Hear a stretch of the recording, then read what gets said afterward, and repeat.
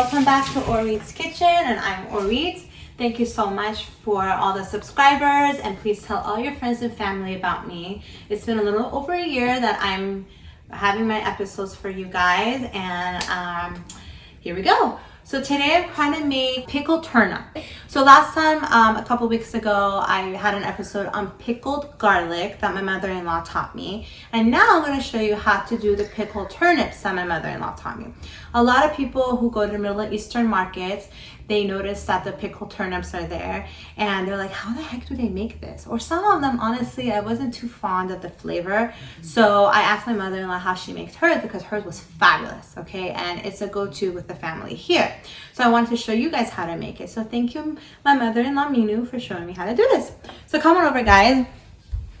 So I already made a jar previously. Now it's all over, finished. So future reference, if this is an old date, so I like to label them to see when I made them, okay? And usually with the turnips, you can eat them within 1 to 2 weeks, okay? And if it becomes, I add jalapenos in there, and that's optional.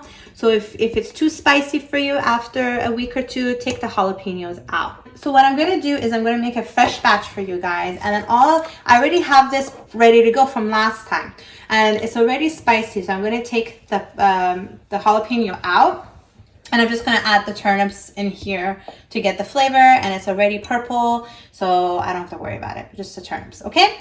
So I'll take care of that later. So I wanna show you from scratch how I do this, guys. So what I did was I got a turnip, right? I peeled it, I cleaned it, and I cut it into slices like this. Now you can cut it any size or shape that you want, okay? And next thing I did was I got raw beets, and there's a picture in there that Gabby will edit in for me how the beets look like, and I peeled it, I cleaned it, and I chopped it up as well. Again, any way you want to chop it up. So not only will you be able to eat the turnips in there, but you also can eat the beets later on once it's in there for about a week or two, okay? Next thing I have is white vinegar. Okay, it's almost out, so I got another big jug right here, okay? And these I got from Rouse, but you can get any brand that you want. It's totally fine. And then some other things we're going to add is salt, okay? And also some water. So what I'm going to do is listen up guys, for every 2 cups of water, you put 1 cup of the white vinegar. 2 cups water, 1 white vinegar, okay? That way it kind of balances it out, and it'll taste better that way, okay? And then last but not least, optional again, you can put your jalapeno or in there or anything else spicy that you want to add, okay? So let's get started, woohoo! So what we're gonna do is I'm going to put, now this is a small jar, you can use a bigger jar or whatever, so I'm gonna go a little at a time because I wanna make sure that I have space for my beets. Why? Because the beets is what gives it the beautiful color and adds some flavor to it, okay?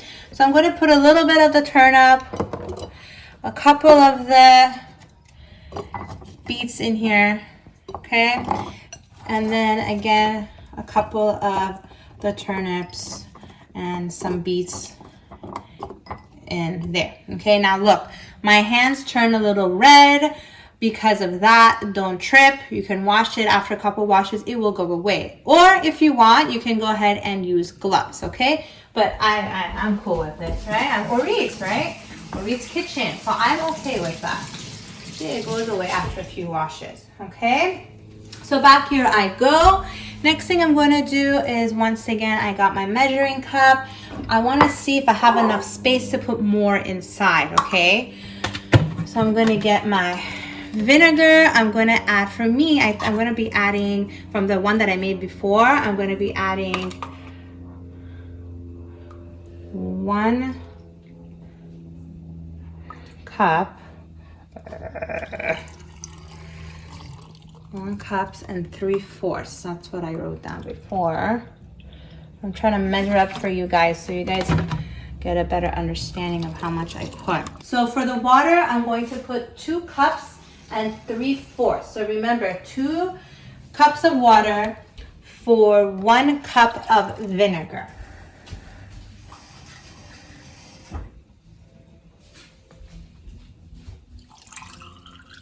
Okay, so see, it's pretty full.